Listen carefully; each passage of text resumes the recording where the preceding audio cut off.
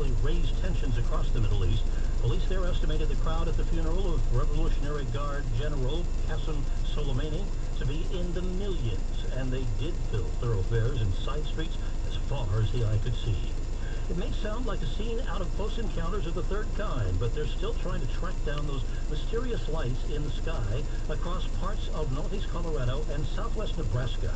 A multi-agency task force has been set up to investigate what are thought to be drones seen in the past couple of weeks, hovering in spots sometimes for an hour or so. Morgan County, Colorado Sheriff David Martin says many people are concerned about privacy, and he's worried people might try to shoot them down.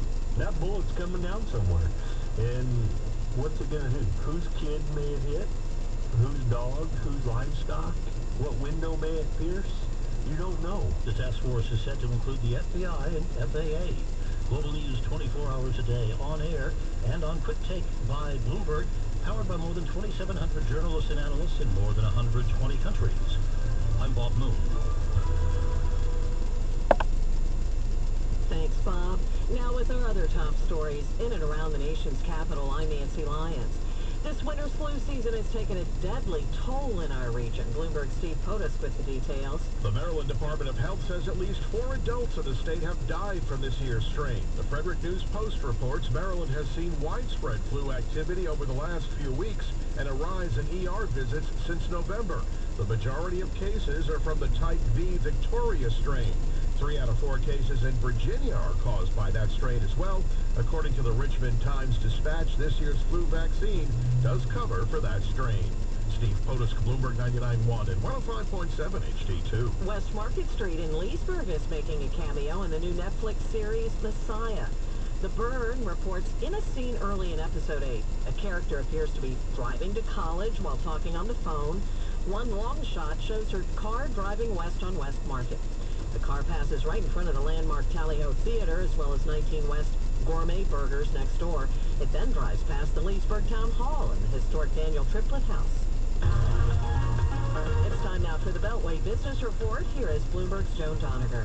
Nancy, recent expansions at Frederick's National Museum of Civil War Medicine are stirring up some anger. The museum is taking the Confederate flag from its logo, and that sparked criticism on social media. But the Washington Post says the museum's director says taking both flags, Union and Confederate, from the logo had to do with the effort to rebrand the museum because it expanded in 2005 and it now incorporates other Civil War era museums.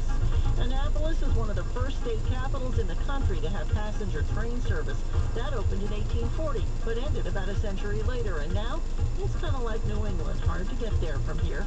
Efforts to get trains back to Annapolis went nowhere because of worries about opposition from neighbors, and that is not a baseless fear. The Baltimore Sun says critics of a proposed high-speed maglev train from Washington to Baltimore are looking for lawyers as they gear up to oppose it. The federal government is studying the environmental impacts with the draft due this year.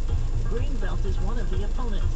You're up to date now on business from the Beltway to Baltimore. I'm Joan Doniger. This is Bloomberg 99.1 and 105.7 HD2. Thanks, Joan. Coming up, traffic and weather in and around the district. I'm Nancy Lyons. This is Bloomberg 99.1.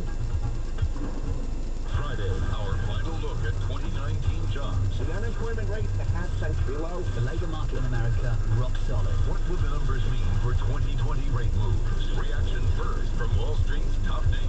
The job market has not been the problem. We're as close as it gets to full employment. The December Jobs Report, Friday morning at 8:30. on Bloomberg 99.1 and 105.7 FM HD2, the Bloomberg Business app, and BloombergRadio.com.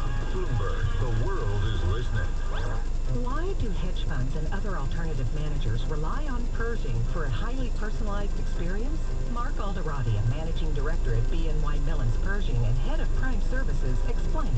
In today's fast-paced environment, where the only constants are change and volatility, you need a prime broker who's both steady and agile, focused on supporting your needs so that you can focus on growing your business and producing results.